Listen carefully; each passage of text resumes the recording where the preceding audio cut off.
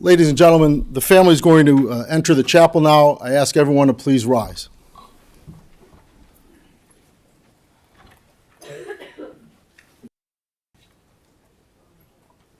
Doctor?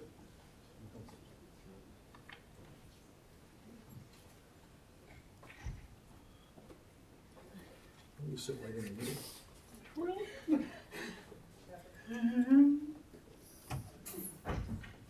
Please come in.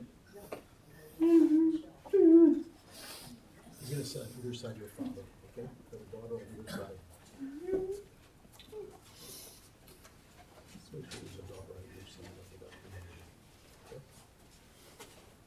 I have the 3 extra seats over there.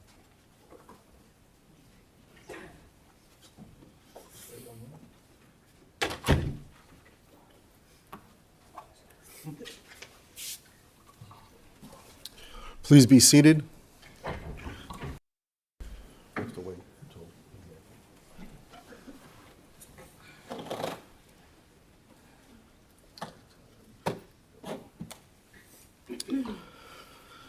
Ladies and gentlemen, at this time we're going to begin the funeral service of Sheila Helene Hollander. Rabbi Debra Nesselson will be officiating. We welcome those of you who are joining us online. For those of you who are here, please take a moment to be sure that your cell phones have been turned off. At this time, the rabbi is going to approach the family to perform the ancient ceremony of Kriya, or tearing of the ribbon. I ask those of you in the first row to please rise.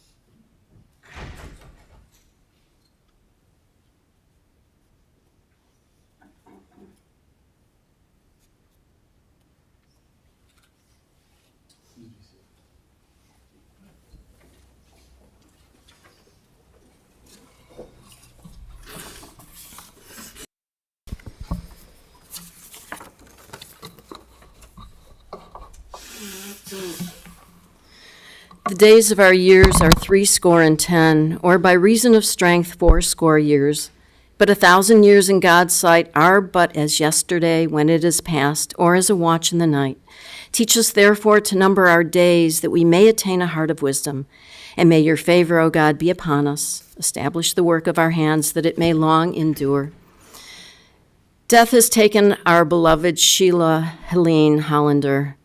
We grieve in our darkened world. In our silence there is lamentation.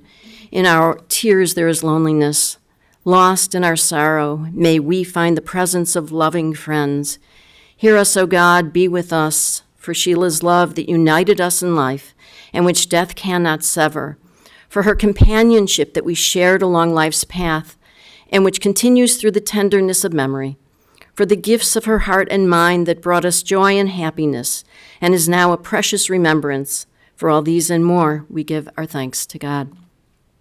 In this time of grief, we listen to the voice of our sacred scriptures that brings us the ever-new message of God's nearness. It tells us of our kinship with the Creator, in light as in darkness, in joy as in sorrow, in life as in death. And so we turn to the words of the Psalms for comfort from the 121st Psalm. Esa einai el harim, me'ayin yavo Ezri me'im Adonai oseh shamayim va'aretz, al yitain lamot raglecha, al yanum shomrecha, hine lo yanum v'lo yishan shomer Yisrael. I lift my eyes to the mountains. What is the source of my help? My help comes from Adonai, maker of heaven and earth. God will not let your foot give way. Your protector will not slumber. See, the protector of Yisrael neither slumbers nor sleeps. God is your guardian. God is your protection at your right hand. The sun will not strike you by day, nor the moon by night. God will guard you from all harm. God will guard your soul, your going and coming, now and forever. The 23rd Psalm is perhaps the most famous of all of the Psalms, and I think one of the reasons for that is because it's probably one of the most comforting of the Psalms. It reminds us that we're not alone as we move through the valley of the shadow of death. So you have a prayer folder with you. Let us say it together in English. The Lord is my shepherd, I shall not want. He maketh me to lie down in green pastures. He leadeth me beside the still waters. He restoreth my soul. He leadeth me in the paths of righteousness for his name's sake. Yea, though I walk through the valley of the shadow of death, I will fear no evil, for thou art with me. Thy rod and thy staff, they comfort me. Thou preparest a table before me in the presence of mine enemies. Thou anointest my head with oil. My cup runneth over. Surely goodness and mercy shall follow me all the days of my life, and I will dwell in the house of the Lord forever. Ach tov v'chesed yurdufuni kol yemei chayai v'shavti b'beit Adonai la'orech yamim. We extend our condolences to Sheila's family, to her beloved Henry, to her loving children, Michelle and Dan, to Debra, to her adored grandchildren, to Mason, Avery, and Alex, and to her cherished siblings, to Jill and Ronald, and to Ronnie and Gail. Adonai natan v'Adonai lakach, Yehi Shem Adonai mevarach. God has given and God has taken away. Blessed be the name of God. Sometimes words are just inadequate. Our tradition has no simple formula of wisdom to explain why some of us are stricken with illness, why bad things happen to good people. In the Torah, Moses states, Hanistarot l'Shem Eloheinu, the secret thing belongs to God. Later in the Bible, the prophet Isaiah teaches a similar message from God who says, For my thoughts are not your thoughts, neither are my ways your ways, says the Lord. Our tradition likes to think of God weeping with us, joining in our sorrow. Bereavement teaches us very clearly that all that lives must die, and that loss is as much about keeping as it is about losing. We believe that something of each of us lives forever, and in that sense, we transcend mortality. A life well lived just finds ways of continuing beyond itself, and it is in this full sense that we come together to mourn the loss, but also celebrate the life of Sheila Hollander, to honor her life not only because of the significance she chose to create for herself during her own lifetime, but because of the enduring meaning and impact she has left on ours. Sheila wasn't larger than life, few of us are, but the legacy she has left us with is somehow more enduring in some of the most important ways. We count on people like Sheila to gently guide us, to role model how to lead a life well lived, so that when people like Sheila leave us, we're left with a huge void, because they've led lives that nourish and cultivate our souls, sometimes so quietly, in the unnoticed, spontaneous moments. We just want more. It feels so natural and good, like the air we breathe. And so while many would agree that Sheila was blessed with many years, it's never really enough for those of us left behind. However long the span of a person's life, Judaism never diminishes the reality of death. Every life is precious, and in this way, Judaism views every death as tragic. Yet we know inevitably all that lives must die. Not any one of us can escape this fundamental reality of human existence. Sheila was born in Chicago on January 28, 1944. She was the oldest of the 3 children born to Rella and Lester Trace. She was followed by her younger sister Jill 3 years later, and still another 3 years later by brother Ronnie. They lived in Chicago before moving first to Skokie and finally to Wilmette. The Traces were warm, loving parents, and Sheila's childhood was a happy one. She was bright, an overachiever in school, a goody two-shoes, striving to follow rules. She liked pleasing people, which made her happy. Always creative and organized, Sheila liked to plan activities, create clubs like the Buddha Brenner Club after Yul Brynner, who the Traces loved, in which she and her siblings would donate a portion of their allowances and use that money eventually to buy anniversary gifts for their parents. Hide and seek was called egg and tuna, I'm not sure why. Going down the stairs was fine, but descending on a pillow-back tray was always better. Sheila was a wonderful older sister to both Jill and Ronnie, and she and Jill were especially close, even years later, experiencing a kind of mental telepathy between the two of them. Physical distance never interfered. Sheila held herself to high standards. She was a perfectionist in everything she did and was especially thoughtful, even as a young girl.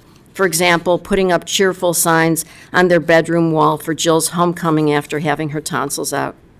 Sheila was very social and had lots of friends because she knew how to be a good friend, and many became lifelong friends. She enjoyed dating, but her life was forever changed when she met Henry Hollander, a med student, on a blind fix-up date. They went to Mr. Ricky's, showed each other family photos. She liked his hands, and the rest was history.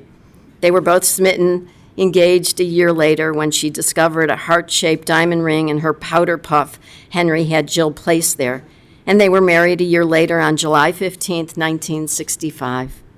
Theirs was a relationship filled with love and respect, and as they matured, they also learned to grow their relationship. Nothing was ever taken for granted. Sheila and Henry were true life partners, the very best of friends. Sheila received her teaching certificate from National Teachers College, followed by her master's in learning disabilities from Northwestern. She enjoyed teaching her 5th graders, but when the U.S. military summoned Henry to go to Vietnam, he had different thoughts, arranging for and accepting a 3-year stint in Japan. They settled in Hokkaido Island in Japan, knowing no Japanese and far from anything or anyone familiar. This was a significant period for the Hollanders. They only had each other and learned how to be alone together without the usual interactions with family and friends. They both worked hard to learn Japanese and integrate into Japanese culture. Sheila even taught Japanese students English. Being there also afforded them the adventurous opportunities of visiting other countries like Thailand, Taiwan, and India. Sheila recalled this period as among the best of her life. Upon returning to the United States, Michelle was born, followed by Debra, and in addition to the demands and rewards of motherhood, Sheila created the Learning Disabilities Resource Program at Deerfield High School, a program still in existence to this day. She was a wonderful mother, caring, very loving, always present for her children, even while working. She was so much fun creating family traditions like soaping up the kids' hair into triangles while singing Mrs. Wiggs of the Cabbage Patch, or doing an Indian dance when the kids finished their meals. She exposed her children to pure joy, and the Hollander home was filled with laughter. Holidays, both Jewish and secular, became creative occasions to make costumes, along with a script she wrote to be acted out for Passover, or creating Halloween costumes and decorating the house. Years later, she gave books on Hanukkah to her children on subjects they were not interested in, but she thought it was important to expose them to topics outside their zones of interest. As a mother, she had a real knack for making each of her children feel like they were completely loved, which they were. And just at those vulnerable moments, even when the kids were grown, she would inquire about things that mattered to her in implicit ways, steering her daughters, still influencing them. Sheila was happy always, with a smile on her face, but her happiness was anything but superficial. Anything that mattered to Sheila required deep thought, analysis, and personal introspection. She cared about her life, how she was living it, and how she interacted with those she loved. As her children matured, Sheila was still ever present, cutting out articles, reminding them to do things always straightforward in her communications. And as a grandmother to Mason, Avery, and Alex, she was exactly the same, even soaping up their hair into triangles while singing Mrs. Wiggs of the Cabbage Patch. I never heard of that song. She babysat for long days, baked with you, had many CCB nights of eating chocolate cookie batter, carved pumpkins with you, imagined with you, took you to plays, to Walker Brothers, to playgrounds, swimming, shopping. But most of all, she was with you, and she loved every minute of it. She shared with me that one of the hardest things she was facing was leaving her grandchildren, knowing she would miss you all so terribly. She took care of her now 103-year-old mother, never viewing this as a burden. She welcomed people into her life. She embraced Ron, her brother-in-law, as her brother. She warmly welcomed you into the family, Dan. There was no limit to her capacity to love. Being reflective about herself helped Sheila to venture forth and forge new career paths. While teaching children and establishing the Resource Center at Deerfield High School was certainly gratifying, Sheila knew that there was more to come in her life. There was really so much to her. She went back to school and became a horticulturist, a landscape architect. She started her own business, Floorscapes by Sheila, in existence for some 20 years, and created a group for the few female landscapers around. Her work took her beyond the North Shore into the city as far south as Hyde Park. She was not afraid of change, and as she matured, she became more adventurous and less aligned with rigidity. When she ended her business and she and Henry moved to Riverwoods, this just became another opportunity for Sheila to impact the lives of others. She cared about community and the environment.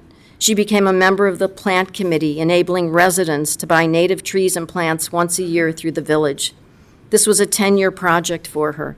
She developed native gardens in which residents developed their own planting plots of land. It's no surprise she was awarded Riverwoods Citizen of the Year. Judaism and traditions became increasingly important to Sheila.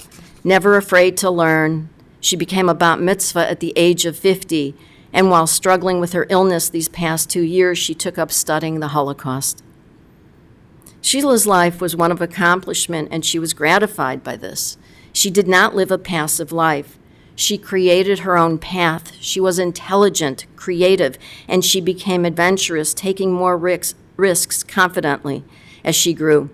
She was always a work in progress, always focused on her own development so that she could maximize living, maximize the content of her life, her passions, and her relationships. She lived her life intently. She meant to drive it into a corner, to live deep and suck out all the marrow of life, as Henry David Thoreau once said.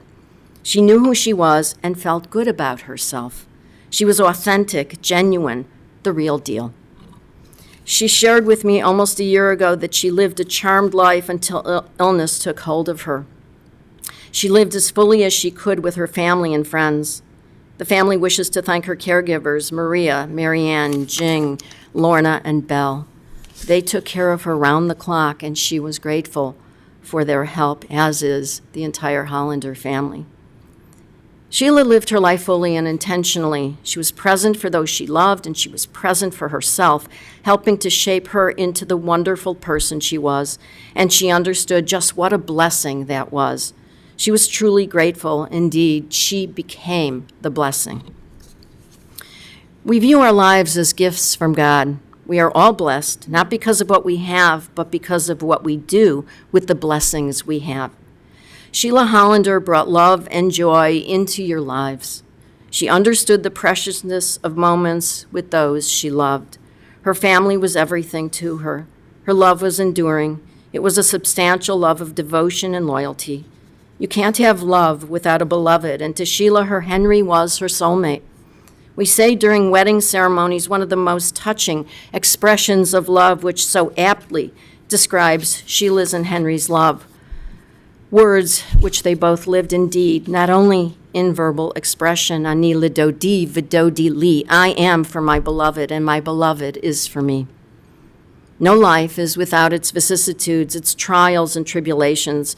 It's not easy to move through this world without our spouse, without our parent and grandmother.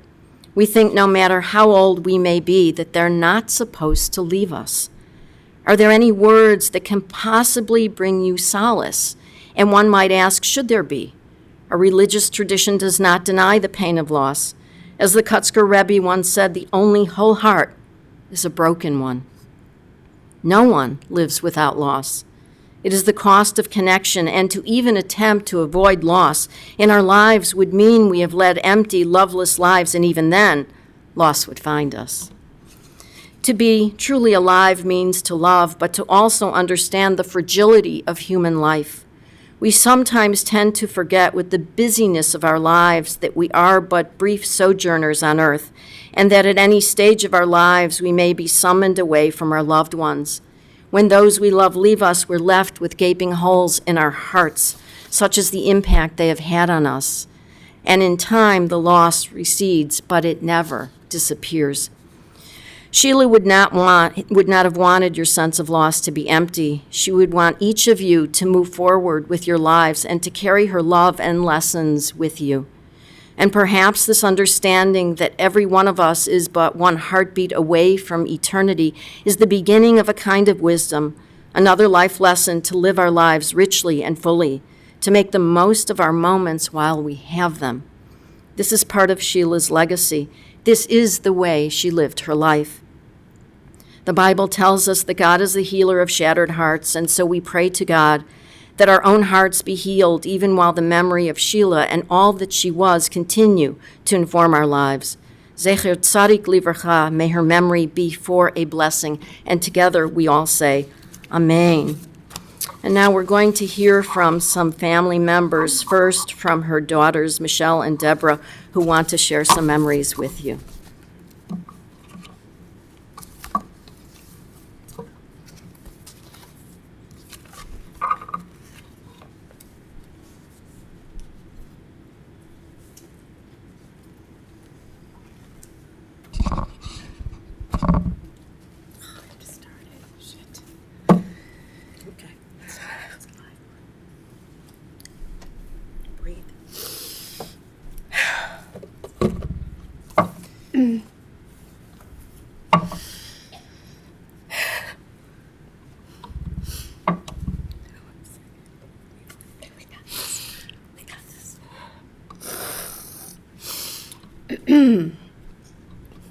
Thank you for being here today.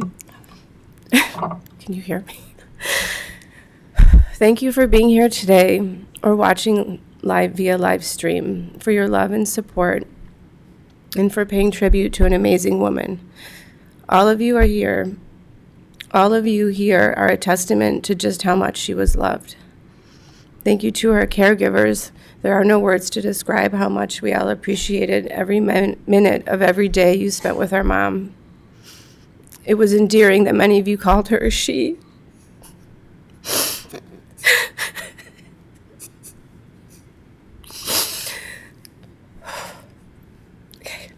You were constantly looking to make all of our lives easier and tolerable. As I look out to everyone in this room, I still can't believe why we are standing here today. Even though we have been anticipating this moment for a while, one is never fully prepared for the finality of losing a parent. The last 2 years has been a long goodbye. Her journey with ALS and frontal lobe dementia caused us to lose her twice. Once, when we slowly learned how to live without her mentally and emotionally, and now having to learn to live without her physically. It's hard to put an entire lifetime of memories into one speech. Who will write the crazy rhyming birthday poems? Who will cut out endless articles about what organic fruit to eat or anything else she found important to tell us, who will drop everything and try to solve every problem we have and also overanalyze them, who will give us sex books, parenting books, self-help books, dating books, puberty books, all inscribed by her.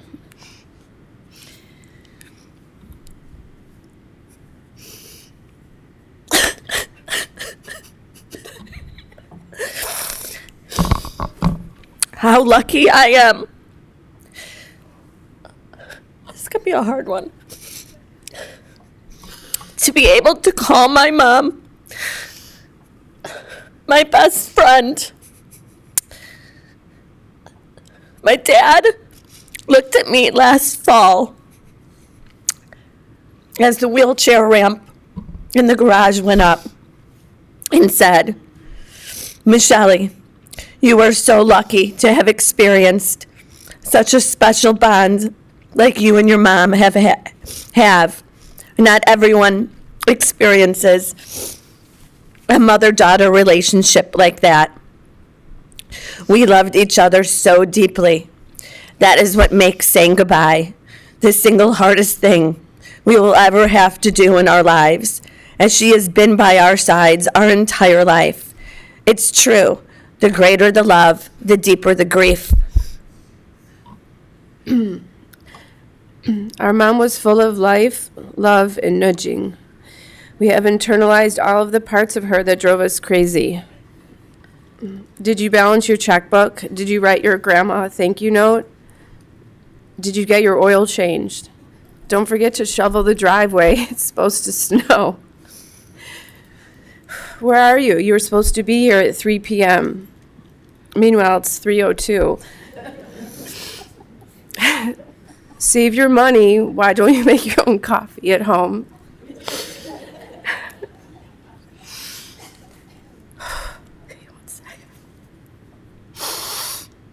Who will clear our glass before we are done drinking or constantly adjust the lights in every room?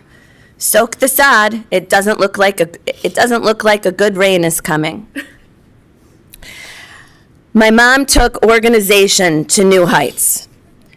Endless to-do lists, lists of every past holiday meal, how much was ordered, how much was left over, how many people attended, so she knew exactly what to order for the future.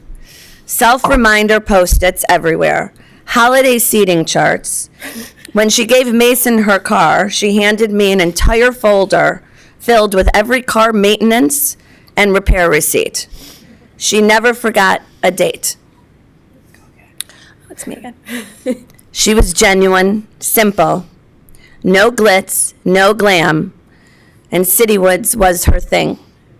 She was our biggest fan, never missing an occasion, and always excited to be wherever she was, full of energy with a smile on her face. You would always find her in her happy place, outside amongst the flowers, shrubs, and trees. Michelle would come home to find her pruning her bushes and flower pots. She would drive around her Flowerscapes pickup truck with her dirt-covered jeans, no makeup, eating sandwiches from White Hen. We have found her wearing a leaf blower, a mosquito suit, and she loved measuring the rainfall. Our mom was steeped in traditions, from holiday meals with addendums to the Haggadah, leading everyone in holiday songs, making sure everyone had a menorah to light. She even wrote a play complete with Passover-themed costumes for the kids. Halloween was always celebrated to its fullest, and birthdays were celebrated like a national holiday. And let's not forget her knack for nicknames. To us, she was Shia, Shitta, Mogi, Thunder Thighs. And we were to her Shelzo, Neldane, Defi, Luchen, Lucy, Henji, Dan the Man, Schmally, Schmason, Schmavery, and even Iggy the dog had nicknames, Popples, Iggyopolis, and Wiggs. I can hear her voice in my head, even though the last time I heard her speak was months ago. I imagine her smile as I walk in the room. I can hear her say to me, Michelle, you are strong and you are a great mother and you will be just fine. Take care of your sister and father. She knew me.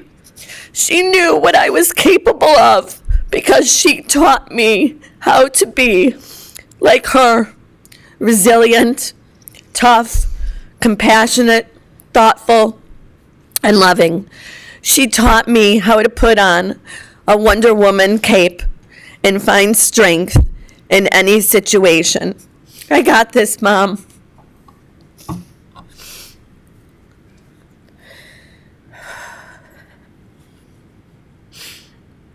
Okay, give me a second. Mom. Okay. Got it? Last line. We felt so loved by you. You left an indelible mark on us. We will carry on your traditions because today we become your legacy. That's it.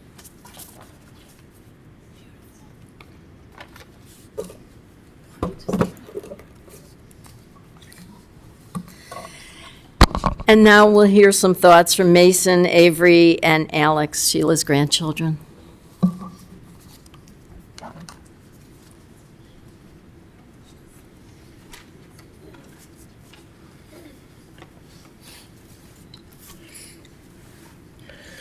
To the best grandma we could ever ask for. Shia, since the three of us were born, you have been here for us every second, whether it be wagon rides in our backyard, going to Didier Farms, or putting our hair up on the bathtub, singing that song, Mrs. Wiggs of the Cabbage Patch. You have always cherished every second that you had with us. As we grew older, the time we spent with each other only increased. Some of the things that we will never forget were our monthly sleepovers. We always would order Lumalnati stick crust, make raw cookie dough to eat for dessert, or sometimes even dinner, play our favorite games like Rummy Cue, and give us back tickles before bed. Every few months, you loved taking us to the new play at the Marriott Theater in Lincolnshire. Then going to Walker Bros, where we all got our own style of pancakes. Your favorite was the apple pancake, which never looked very good. One aspect very important to Shia was continuing traditions from her past and bringing them down to us. Every Halloween, she would take us to get pumpkins, and we would carve them together. We would also always go to the Riverwoods Halloween Fest and go on the wagon rides together.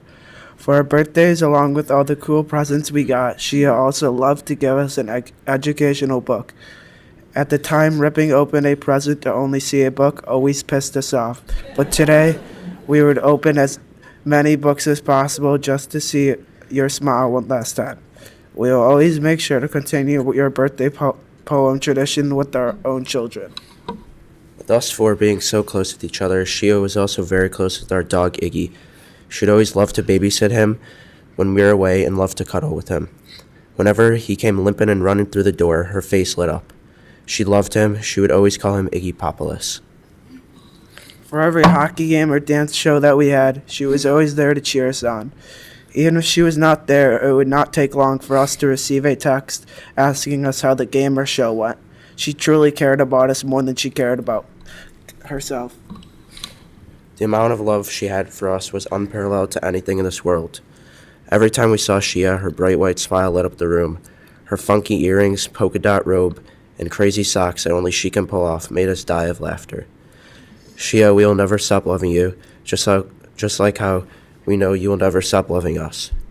No matter what, you will remain part of our lives and continue to serve as a great memory for the hundreds of people sitting here today. Love your grandchildren, Mason, Avery. And Alex.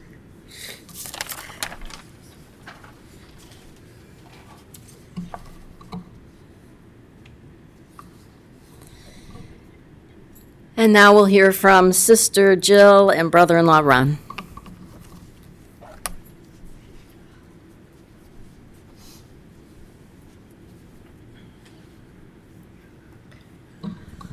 Oh boy. I just want to take a minute and look out and see everybody that came. She touched a lot of lives. Oh, can you hear me? Okay, sorry. I'm not all here. So, I had my speech written a couple days ago. And then I came here because I couldn't get to Chicago in time before she died, and I wanted to see her. And as I looked in the casket, that's all I wanted to do was climb in and be with her. And that is the story of our relationship. It's all you need to know about it. If I sat down now, you would know the best part of our relationship. My sister was the first love of my life. My mom used to tell me that as a baby and as a toddler, if I was in the same room with Sheila, I was content, and that never changed. We had a bond that was so special. Often we would look over at each other and know what the other one was thinking. And that lasted even when she was sick. Over the years, when we visited each other, we would find that we had bought the same purse or went to Talbot's and bought the same top, never saying a word to each other, but we'd each show up at the other's house with this identical item of clothing. Neither of us liked to shop except with each other. Without warning, we would find something funny and soon be on the floor, hysterical to the point where you can't breathe. And Ron and Henry would be looking at us and just going like this. My sister was my secret keeper, as I was for her. We shared our fantasies, hopes, and dreams. I knew her like I knew myself. We loved each other unconditionally. Although we were different, she was always, as I call, the goody two-shoes, and I liked to rock the boat. We always wanted to raise our children together, and when we moved to California, we decided that we were going to make every effort to come back and forth several times a year so our children would know their cousins. Often we were mistaken for twins, which we loved, like we were walking in a store and they go, "Oh, are you twins?" And we go, "Yes," separated by 3 years. I am filled with gratitude for the 75 years she was in my life. I know how incredibly lucky we were, I was, and I don't want it to end. My Bila, that's my name for her. As long as I am alive, you are alive in me. I will look out for Henry and the girls as we swore to each other long ago. Be at peace, I love you. Goodbye, sweet sister.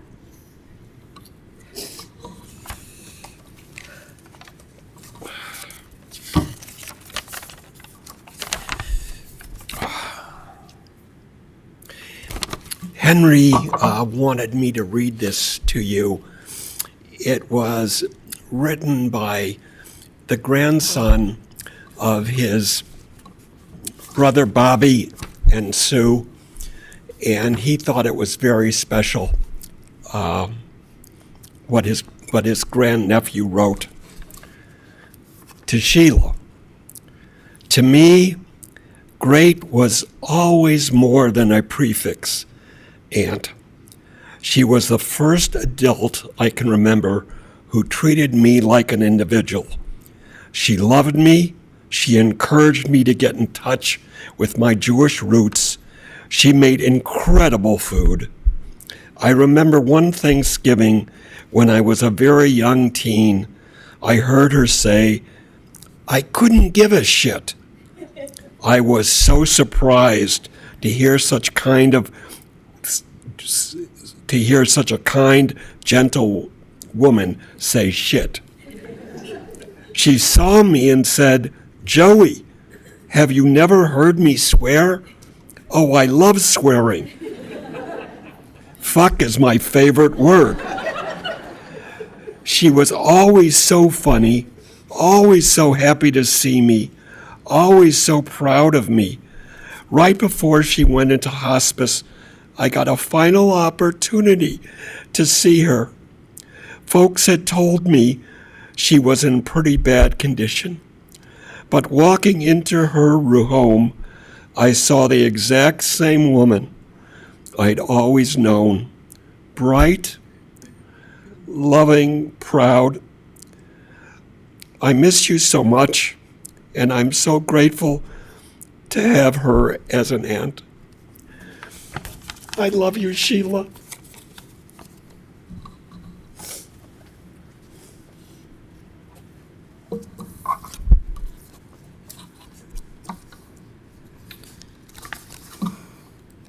Such warm, loving, beautiful thoughts that speak volumes about your love for her. I have a reading from Maya Angelou. When great trees fall, rocks on distant hills shudder.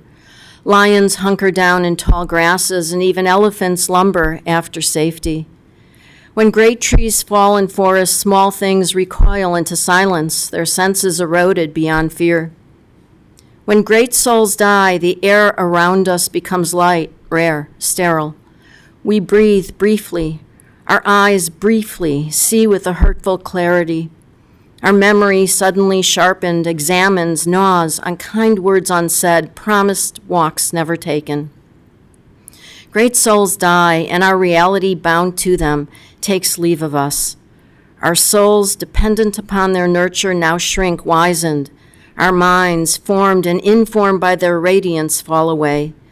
We are not so much maddened as reduced to the unutterable ignorance of dark, cold caves. And when great souls die, after a period, peace blooms, slowly and always irregularly. Spaces fill with a kind of soothing electric vibration. Our senses restored, never to be the same, whispered to us, they existed. We can be, and be better, for they existed. In your prayer folder, you have the translation of El Maleh Rachamim. This is Judaism's memorial prayer. I'll say it first in Hebrew, and then we'll say it together in English. Would everybody please rise?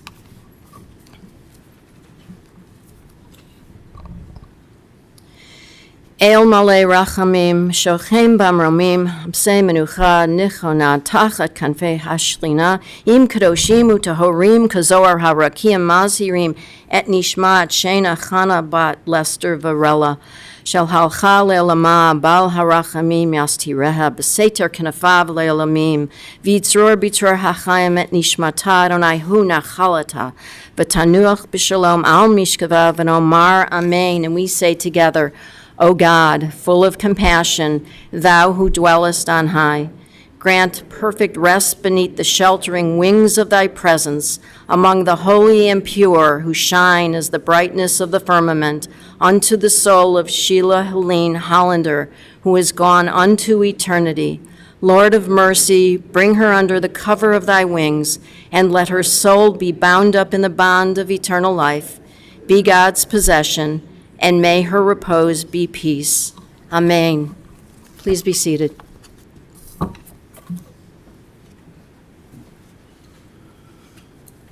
Ladies and gentlemen, the interment service will continue at Shalom Memorial Park Cemetery located at 1700 West Rand Road in Arlington Heights. Memorial contributions to the Northern Illinois Food Bank would be appreciated. That information is on the service folder. And everyone is invited to return here for Shiva till 8 p.m. For those of you who will be driving in the funeral procession to the cemetery, the procession will be forming in our parking lot. Please obtain an orange safety funeral sticker to place on the right-hand side of your windshield. Have your bright lights and hazard lights on at all times. For For additional measures of safety, we will have a car in the back of the procession to hopefully keep other cars from entering the procession. And please use your horn liberally as you're going through the intersections. And please do not speak or text on your cellular phone while driving to the cemetery. For the many people that are joining us online, please note that the information about the charity and the Shiva are on our website. But those of you who could not make it today, you can come to the funeral home to see the family till 8 p.m. this evening. At this time, I invite everyone to rise and stand in place as the pallbearers come forward and as we escort the casket of Sheila Helene Hollander along with her family and Rabbi Debra Nesselson from the chapel. You may return to your cars.